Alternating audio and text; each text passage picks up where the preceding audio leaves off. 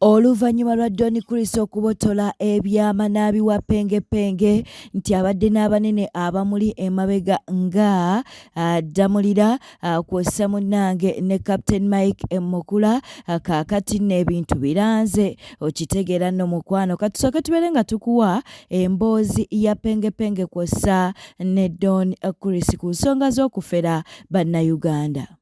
Goino omuntu gotagala kungamba gongambye omukulu gotagala kwokesa oyo ogamba gwamugamba nze mbagira bali nanyiga kamugamba ate biki ati Damulira omulaba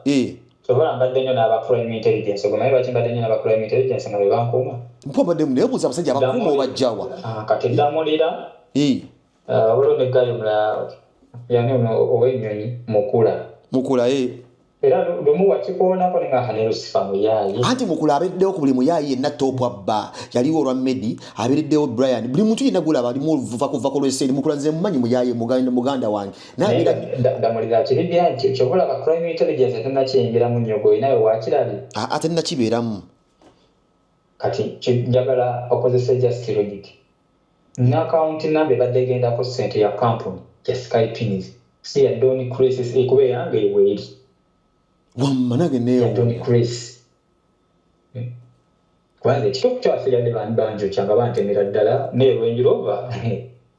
ye basooka okutwala namanya ne kati abasajja balanyake babala kubanza yange yali Extradio ne Alphard najanga kifaananyi to buy trust in Ugandans. Yes man. Segede bulungi. Yeah man. Pushinga n'otandikira ngabo bagamba bwe tunakutojja tandikira ngwanze ndowooza biggwa bulungi. Kyengenda okukola kyenyinza okuyamba muzenda kukola ogwange ogwa bunnawulire naye omukyala gwe mmanyaawo omukyala oyo yali ategeka ba Bobi Wine abo ngenda munoonya bamuyita esimu ye ebuze Lucifer Mwana. Waliwo omukyala gwe nyinza okuconnectinga kaawe Balini ayinza okusomera ngenda mukuwa ennamba ye omugamba penge yampadde ennamba yange ennamba yo nembadde ensabo nnyambe ombuli enyingidde ntya system wano omuwala oyo mwesiga mukyala wa muzungu naye mukwano gwange nyo gwe nyinza okuyamba lasita baze mwana simanya ebintu byensi bino tuyinza osisinkana enkera ku makyanga ate gwonnyamba zebino ebintu mbimanyi lasita abantu tusisinkana so zesasinkana neze nyinza kuwa omukyala ayinza okuyamba wakubulira otandika oti nabyangu na nnyo sina bintu kutuukira kwezera obusayi migration erida tebakubulizawo nti kyekikuleese ebisigadde obiyiza ne mu kampu wali nga bakuwadde jasa akayumba ko TV bisigadde obiyiza gwebuzebuza immigration yawe eriridda gwe ogenda kugezera okusikolokolo ng'oweewa nagibuuzizaako ate kasaba kakulaga nawo nno tobayo nno gweweebuuza gwogenda bugenzaawo awo amaanyi oba obasazi ne ba FBI tekujjaawo temutwala muntu ali mu kampu batwala muntu ali mu hoteri kati awo toli safe toli mu mikono gyabwe awo oli ku lulwo guno ogenda gunzi kwotya kuba woddayo nze ndaba mirabba bwenzirebyoga birala mirabba nateberezaamu banneeweemuko neeweeyi wano nabyo simanyi sibikolangako sibimanyi kiriwo ekityo kati nze napimyemu n'okupima napimyemu gundi yankubidde onyango yankubiddemu kaawo yankubiddemu ekakensanga era atubriefinga ku story ezo naye onyango yankubiddemu eggulo naye nze kyengenda okubuusa nga nze kutaka wansi ku ground birala sita togeza no riskinga n'oba n'abaloya benkana kitogeza bigenda kuteekako bya human trafficking yennyini dasajjukira bino ebintu byokutwamuza abantu wano omuyayi wabagala kunzika agamba mbw'osomosa abantu wali etteeka ne mu Germany libeera ffu bujasinonya bunoonya akavako konna osome lugero otandike kyokyolina okukola funafunyi bannamawulire awo bakolemu zi atika endala eziri mu bino ebitambula byabufuzi byabufuzi byabusiyazi nga byabufuzi oba byabusiyazi biki bamunoonya oba mbuno badde NRM bamunoonya kuba yasaze nagenda mu NUP. Yes kaakati nno munnange full figure avudde mu Don Chris avuddeyo n'abeera ng'ate amusabula avuddeyo n'abeera ng'amutabuukira okitegeera nno lwakuba nti n'ensonga ze aziyingizzaamu abanene mu gavumenti okitegeera kale katubeere nga tukuwa akatambi okumweza kasente kati gwe oyinza okulowooza bagamba nti majeekoma okulengeja yeekoma okulaga obwerere bwayo gwe mufere Kristo oyinza okuba olowooza odduse nnyo okola ebikolobero wano n'amanya g'abantu buli muntu omusimulizaako ebisolo asooka kuba pulezidenti novuma abasirikale n'ogamba ogenda basiyaga novuma simanyi biki wavuddeyo n'olumba afande Ddamulira ba crime intelligence abasirikale ba Ddamulira nange mbayina tebambala uniform omusirikale gobadde naye abadde wa UPDF tetumanyi wamufuna ota mu lukujjukujju muferebwa tetumanyi wamubba oyogera ku crime intelligence mu byakuba abasirikale crime intelligence teyina uniform gyoyogerako kuba omusirikale gobadde naye baleka bamukwata n'omukwata bamanyi wamufuna otya mugane mufuna abasirikale mbakozesako sensobi ndaba noono muvubuka ono gundi era bambuuza bampita yabakulu ne bambuuza oyo mugaggo muto yajjawo omusirikale gwatambula naye ndoza babawaayo obusente bane babayita bane bakola batasimanyi oba babeera nabatya nabo ne bambuuza yamujja ne mbaganze simanyi simanyi nakubimanya Jennifer oyo tamanyi naye agambye agenda kubanga atandika okunoonyereza kati ono abadde n'omusirikale ng'abeera mu uniform ogamba muddamu lwaki Ddamulira yampa security olowooza Ddamulira tabangako na security eyina uniform lwaki linnya Ddamulira buli muntu ayagadde simuliza Christmas kuba baaliyize kuba mwaliyize likwanguyire okwogera mukamwa ate ne bamanya alirina kumaanyi mu kibuga gwe lwaki muzeeyi yakuzizza mukuze amanyi Ddamulira kyalina kyasobola okukola lwaki oza muzeeyi yamwongedde kati yagenze kulanka yani yadde ku brigade ya Ddamulira kati yagenze kulanka oba ya General simanyi ki abeera Major General oza lwaki bamukuzizza mukola ebintu bino mumala okudamejinga abantu ne mudduka ne mulowooza nti mudduse nnyo the end of the day ojja kudda mu Uganda ate unakola ne penge ng'akuwaga nti nno tewalasobola kujja n'okebere interview sente zewafeza abaana lwoba olina akawumbi tosobola kukalina myaka 2 omwaka kubwasamu bwono bwosamaavu bwo tosobola kukalira mwaka va ku linnya lya kapitaani Michael Mukula lekera awo okumanyira abantu ba kapitaani Michael Mukula tali muleve ekola kampani z'abakadamu tali muleve ekolagana naawe yagongo bala amanyi era abo bali bakola kampani nga bayita mu Sofiravu nampa sente nenzeta wano misa mwebe naagana ebirango ogenda kumpewo ng'abasabo bakiki bataayina oba byali bijja kino kiruwa instruction from Pastor Rogers sente nenzizaayo abalokole ba Yesu bajagiwe okay katukayisukitugeze bindako malawo ekintu kya kapitaani Michael kakati ono mu bubbi bwe obungi ennyo ne mu kulemererwa ensi yonna okubeera nga ensi yamutegedde yamwanise avudde n'afuna abantu be yeerippako yeerippye mbu kapitaani Michael Mukula y'omu yalina nyini kampani my brother gwe simanyi mufere kulisi kapitaani Michael Mukula bw'aba ayagala kukola kampani tolina wadde akatundutundu wadde kerisobola okusembera kapitaani Michael Mukula akolagane naawe I'm telling you that is fact ate bw'aba ayagala kukola kampani tasobola kubanga gwe oli oba nkunyonyola nti oba Michael Mukula gwoyogerako gw'otamanyi mulina abasajja be mwogerako wano obanga okumusimbako omuntu oba omuvuma ku byakoze okumusimbako omuntu oba omuvuma kapitaani Michael byakoledde eggwanga lye Michael Mukula gwoyogerako mumanyi oba manyi kyazitowa kyakoze Michael Mukula ali mu levo y'okutwala bakadamu ebweru mbu simanyi nkola kampani levo ya kapitaani Michael Mukula fere mubbi ne poliisi emunoonya ali wanted confirmed mubbi era naye yavaayo n'akonfaminga nti nababba se nazigulamu emmotoka yajja n'akola bikampani ebyekimpate ebyo bakola bakufuula okufera abantu kizibu kinene simanyi lwaki ate yingirya Balamu alina obuzibu Dr. Balamu nti babba bavubuka kati ate sekita ye era ya genda era n'ebyo ebintu bigwa mu genda kati waliwo aluno abadde asamira emmando ezaagaana yeesiba ku lubaale ng'akola competition ne mamafiina tamanyi nakuwandiika linnya lye yennyini akulubusa talinnyanga nakunyonyi alinnya obunyonyi n'agenda e Kenya naye kwefaananyi n'agamba abantu nti ali bweru n'akomawo n'abagamba nafunye emirimu mpozi mu nsi ki okuuta vidiyo n'oga nti ofunye emirimu ali noboza mpozi luddawa bangala nensi tamanyi kugyogera bunaye yakoze kampani mbw alina kampani etwala abantu e Bulaya atunulanga koloboza okuvuse mulimu kuvuse bubbi si mulimu bubbi obubbi obakunaatisa ba Uganda police era in fact ngenda kirondoola genda muveeyo mukwate kampani ezibba abantu kati oyo omukazi naye kenyi talina mulimu alina ekyomeneku kyekisajja mbu yebba bijja okwo ne bibanga ebimpemempepe obusamize bwe bwagaana kati bakoze kampani mbu batwala abantu Bulaaya alinnya Kanyonyi n'agenda e Kenya naye tenyini e Bulaaya tamanyiye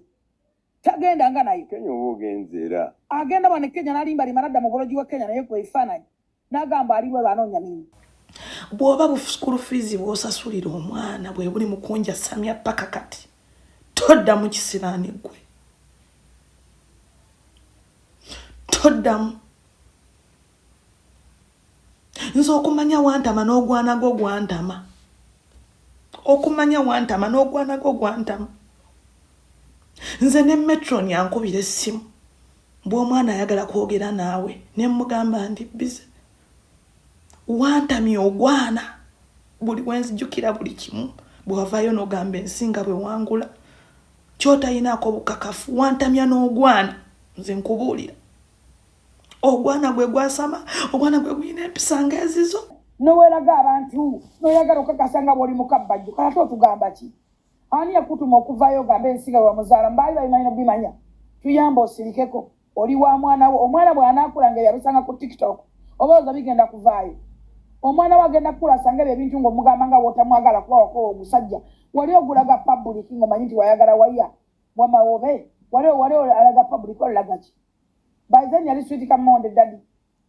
kati otuyimizanga wayagala ogusajja gwakukyayisa famire gwakukyayisa abantu mina ebintu bemwekolakola mmeke nyininyini emwetemerako ettaka waliwo abantu gwoyagala notuka ne munsona nogamba naye yali yankoze eki bannaye nga tosobola namujjukira mwogerako mu bantu kiringa abakazi abazungana nze naye omukazi mukulu yenna yenna akutta omusajja omukulu nnyo anonya sizamaani katonda akuyambe omwana we akuze n'okukula yeekoleera ononya sizamaani naye atalina kiddako omusajja watwaliribye basitwaka gwe baawasanga obuwasa gw'onoonya omusajja yenna nga yafumbirwako gwokyanoonya omwogane mu public bw'omutwale omwana agenda akola ekirungi akuze bw'ali gaggawala ekika kiri munoonya naye bw'omufuusa kizibu omwana talina nawafaana siza ate nno yakufaana sobola n'okumwegaana ofuusa kizibu ogenda ku bitundu kyano buli wamu oyogera yidde akakigi gye wayagaliako omusajja nono maama wa chicken subscribinga likinga lekawo obubaka bwawo mu comment section musooke mutwegatteko tubeere nga ate tuyozayoza mukyala Shalom munnange Shalom yabikoledde mukyala we bannange simanyi oba Juni yawulira atya naye nga munnange Shalom yayiyeemu mukyala we emmotoka emmotoka yiyo mukwano nga tuli mukuba nti nate tukulaga ebifaananyi era na proposinga munnange ku birthday ye kale nno omukolo gwatambulidde ddala bulungi katubeere nga nabyo tubikuwa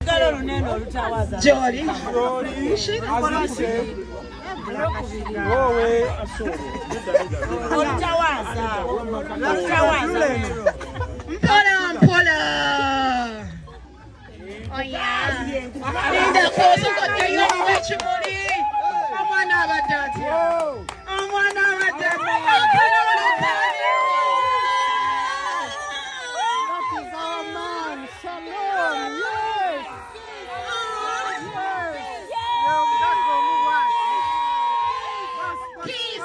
Yes.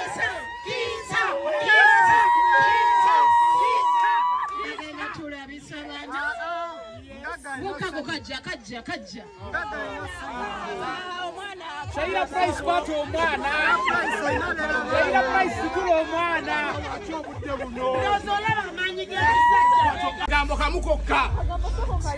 Alali. Kiri kitya? Laba kasimaye. Akabye. Akabye.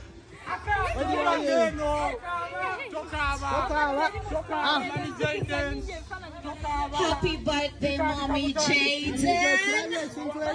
A beautiful surprise.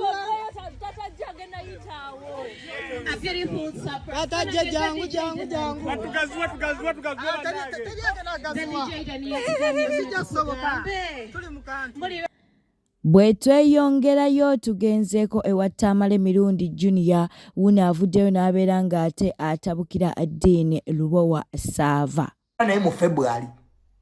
I have that phone call here. Bw'ona ntabula nga njikuba.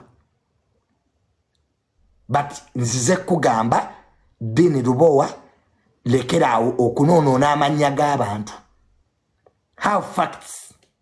story gyoyogerako ngimanyi bulungi. Nina information nze Dean Lubowa njogera n'abantu mu ggwanga lino bootasubira ati njogera nabo. Neto yonoona linnya lya mukyala. Kale kyasinza obanyiiza President kuwana mukyalo oyo deputy IGG Anne ne batya kati mutandise omuli mbo yasaba enguzi njagala Deni Lubowa olete bogamba nti yasaba enguzi nkwe milioni 10 nkwe milioni 10 I give you 10M bring those people you claim mbobe yajja ko sente milioni 2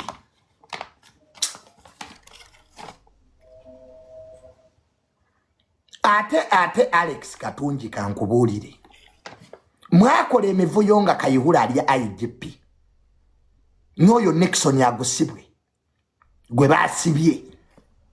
ekiseera kyammwe kati kituuse omuntu oli ku ddala lya SPC obeera otya n'obwo obugagga SPC waawa alina amawooteri nga Alex Katunji okubya abantu muntobazi okubya abantu obamenya amagulu abantu obajjemu embuto president yaragidde bakukwate bakukute bakutadde mu kooti wanoleeta mivuyo temujja kumanyira deputy IGG bavubuka mmwe so Deni Lubowa have facts clearly jango nebuuzeeko ffe tulina information mungi. There's nothing I don't know in that government. Nze junior bitono nnyo byesitamanyi mu government yeyo. I talk to big people in this country. Don't joke with me. Aba Alex Mutungi ne ba Nixon bebali mu flying squad. Tebalina na training ya police. Ne ku biseera bya Kayihura bakola emivuyo yabo bolaba. Nga balina amaanyi gasinga n'abasirikale ba police tebagambwako until when the president intervened. Go president mwenyini ye yalagira